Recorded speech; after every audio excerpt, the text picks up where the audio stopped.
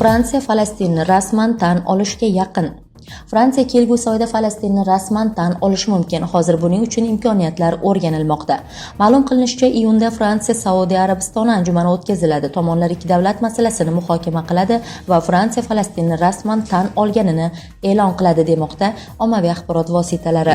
Toshkentdagi Rakat masjidi imom xatibi Rabbim Qul Muhammadiyev Madinada vafot etdi. Toshkentning Yakkasaroy tumanidagi Rakat masjidi imom xatibi Rabbim Qul Muhammadiyev Madina shahrida vafot etdi. Masjidning Telegram kanalida xabar berilishicha, Rabbim Qul Muhammadiyev Madinada betob bo'lib, komaga tushib qolgan va 26-may kuni tongda vafot etgan. U 2025-yil haj mavsumida o'zbekistonlik ziyoratchilarga ellik boshi sifatida yuborilgan edi. Rabbim Qul Muhammadiyev 2019-yil iyulidan buyon Rakat masjidi imom xatibi edi.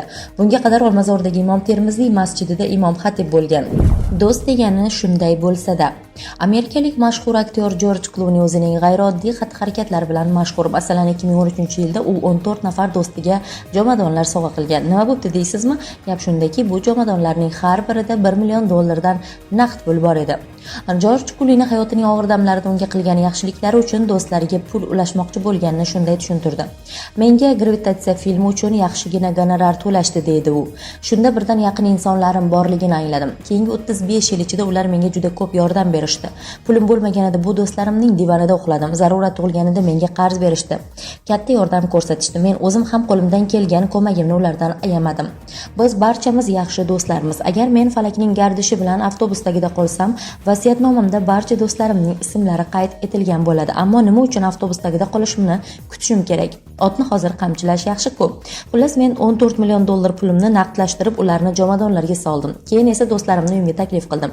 Tashrif buyurishgach, erishgan yutuqlarim haqida gapirib, ular tufayli ko'rgan barcha natijalarimni e'tirof etdim. Keyin esa har biriga $1 million pul solingan jomadonlarni berdim. Bu ularning yaxshiliklari evaziga men tomonimdan qilingan kichik minnatdorchilik, xolos. Rossiya va Ukraina o'rtasida yirik mahbus almashinuvi yakunlandi. Moskva va Kiyev o'rtasida Istanbul kelishuvlari doirasida 1000 formulasi bo'yicha mahbuslar almashishning yakuniy bosqichi amalga oshirildi. Tomonlar 303 nafar harbiy xizmatchini bir-biriga topshirdilar. Ushbu almashinuv muvaffaqiyatli o'tishi uchun kecha-yu kunduz ishlagan jamoaga rahmat. Biz barchani albatta qaytaramiz deb yozgan Vladimir Zelenskiy. Ayirboshlashning avvalgi ikki bosqichi 23 va 24-may kunlari bo'lib o'tgan edi.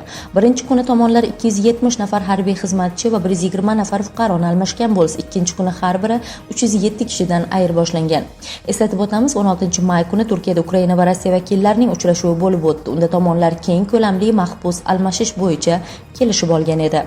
Pokistonda kuchli yomg'ir oqibatida 13 kishi halok bo'ldi. Pokistonning Panjob viloyatida 24-may kuni kuchli yomg'ir yog'ishi oqibatida kamida 13 kishi halok bo'ldi, 92 kishi jarohatlangan. Sel kelishi, chaqmoq urishi, elektr simlari uzilishi hamda daraxtlarning qulashi oqibatida qurbonlar soni ko'paydi. Hududda yana yomg'ir va kuchli shamol boshlangani bois odamlar ogohlikka chaqirildi. Saudiya Arabistonida bir haftada 13118 nafar noqonuniy migrant qo'lga olindi. Saudiya Arabistonida bir hafta ichida mamlakat hududida noqonuniy bo'lib turgan 13118 kishi qo'lga olindi. Jami 8150 kishi mamlakatda yashash qoidalarini buzganligi, 3344 kishi chegarani noqonuniy kesib o'tgan va 1624 kishi mehnat faoliyatiga oid qonun buzilishlari uchun hibsga olingan. Saudiya Ichki ishlar vazirligi mamlakatga noqonuniy kirishga ko'maklashganlar, jumladan transport va boshpana berganlar juda qattiq jazolanishidan ogohlantirdi. Ular 15 yilgacha qamalishi, $267 ming gacha jarimaga tortilishi, transport vositalari va mulklari musodara qilinishi mumkin. Kim Chen In kema quruvchilarni jazolaydi. Shimoliy Koreya hukumati 3 mansabdorni harbiy kemani suvga tushirishdagi hodisa aybdori sifatida qo'lga oldi. Markaziy telegraf agentligining xabariga ko'ra, qo'lga olinganlar kema qurilgan Chxonjin Shimoliy verfi bosh muhandisi, qurilish rahbari va ma'muriy menejeri. U avariya uchun javob berishi aytilmoqda. Eslatib o'tamiz, 2025-yil 21-may kuni 5000 tonna og'irlikdagi yangi harbiy kemani suvga tushirish marosimi o'tkazilgan. Tadbirga Koreya Respublikasi rahbari Kim Chen In tashrif buyurgan. Kemani suvga tushirishda muvozanat yo'qotilib, uning bir qismi quruqlikka tushib, korpusi va tub qismiga jiddiy shikast yetgan. Kim Chen In hodisani ehtiyotsizlik, mas'uliyatsizlik va ilmsizlik oqibatidagi jinoyat deb baholab, aybdorlar jazolanishini aytgan edi. Abu Dabida dunyodagi birinchi sun'iy intellektli shahar quriladi. Birlashgan Arab Amirliklarining Abu Dabi amirligi hukumati dunyodagi ilk to'liq sun'iy intellektga asoslangan shahar qurilishini e'lon qildi. Shahar noldan boshlab barpo etiladi. Loyiha qiymati $2,5 milliard. Ushbu shahar Abu Dabi amirligini raqamli transformatsiya qilishda muhim o'rin tutadi. Shaharni 2027-yilda to'liq qurib bitkazish rejalashtirilmoqda.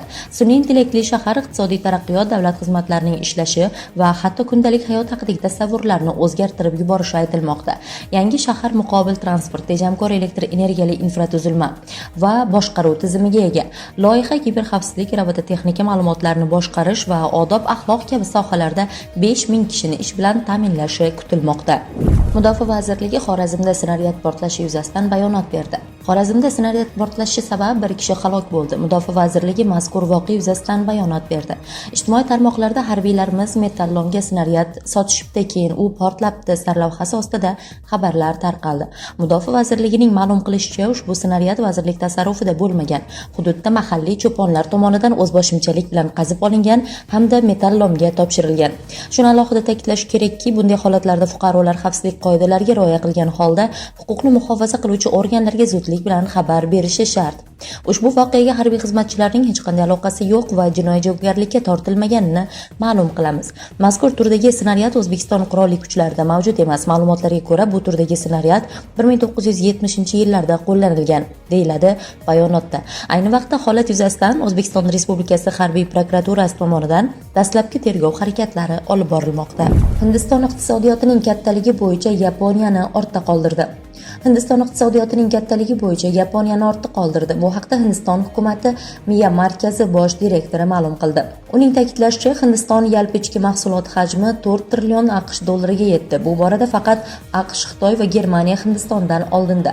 Agarda rejalar amalga oshsa, Hindiston iqtisodiyoti ko'lami bo'yicha 2,5-3 yil ichida jahonda 3-o'ringa ko'tarilib oladi. Hindiston sohillari yaqinida xavfli yuk ortilgan kema cho'kib ketdi. Xavfli yuk ortilgan konteynerlar tashuvchi kema Hindistonning Kochi shahri sohili yaqinida cho'kib ketgan. Liberiya bayrog'i ostida suzayotgan kema ekipajining barcha a'zolari qutqarilgan. Kemaning 24 kishilik ekipaji, bir rossiyalik, ya'ni kapitan, 20 nafar filippinlik, 2 ukrainalik va 1 gruzindan iborat bo'lgan deyilmoqda xabarda. Kema bortida jami 640 ta konteyner bo'lib, shundan 13 tasiga xavfli yuk, 12 tasiga kalsiy karbid joylangan. Bundan tashqari kemada 84,44 tonna dizel yonilg'isi va 367,1 tonna mazut bo'lgan. Sud Trampning yana bir qarorini blokladi. Bostondagi federal sudya AQSh prezidenti Donald Tramp ma'muriyatining Harvard universitetiga nisbatan qo'llagan taqiq qarori ijrosini vaqtincha to'xtatdi. Avval xabar berilganidek, Oq uy Harvard universiteti ma'muriyatini zo'ravonlik va antisemitizmni rag'batlantirishda ayblagan va xorijlik talabalarni o'qishga qabul qilishni taqiqlagan edi. Hozirda Harvardda 140 mamlakatdan 7000 ga yaqin xorijlik talaba ta'lim olmoqda. Federal sudya Ellison Barrows Tramp ma'muriyati chiqargan taqiq qarori universitetga tuzatib bo'lmas ziyon yetkazadi degan xulosaga kelgan va tezkor ravishda uni bloklagan. Universitet ma'muriyati Tramp ma'muriyatining bu qadamini siyosiy talablarni bajarmagani sabab olingan qasos deb atagan. Tramp ma'muriyati va AQShdagi eng nufuzli oliy ta'lim maskanlaridan biri Harvard universiteti o'rtasidagi ziddiyat bir necha oydan buyon davom etmoqda. Joriy yil aprel oyida Tramp ma'muriyati universitetni 2,2 milliard dollar miqdoridagi federal grantlardan mahrum qilgan edi. Universitet Tramp ma'muriyati ustidan sudga da'vo ariza ham kiritgan. Universitet rahbariyatining fikricha, Oq uyning bir necha milliardlik grantni muzlatishi noqonuniy hisoblanadi va bu harakat bilan hukumat ta'lim maskanining akademik erkinligiga tahdid solmoqda. Tramp administratsiyasi ilm-fanga, ta'limga va Harvardga hujum qilib katta xato qilyapti. Jamoatchilik tomonidan Harvardni qo'llab-quvvatlash avvalgidan ham ko'proq bo'ladi, chunki bu masala nafaqat bitta universitet haqida, balki so'z va inson erkinligi, mustaqil institutlar, hayotlarni saqlab qoladigan muhim izlanishlar va AQShda dunyo miqyosida ilm-fan markaziga aylantiriladigan prinsiplarga qarshi hujumdir demoqda Harvard universitetidan iqtisod fanlari doktori. Gap shundaki, so'nggi 1,5 yil mobaynida AQShdagi ko'plab universitetlar qatori Harvard universitetida ham Falastin tarafdorlari tomonidan norozilik namoyishlari o'tkazildi. Namoyishchi talabalar Falastin davlati tuzilishiga imkon berish, Isroilning G'azodagi xunrezligini to'xtatish, shuningdek Vashingtondan yahudiy davlatini bir tomonlama qo'llab-quvvatlashni bas qilish kabi talablarni ilgari surgan. Tramp joriy yil 20 yanvar kuni prezidentlik lavozimiga kirishgach, Aksel Isroil namoyishlari o'tkazilgan universitetlarga bosimni kuchaytirdi. Oq uy ma'muriyati ularni yahudiylar huquqini buzish va antisemitizmda aybladi.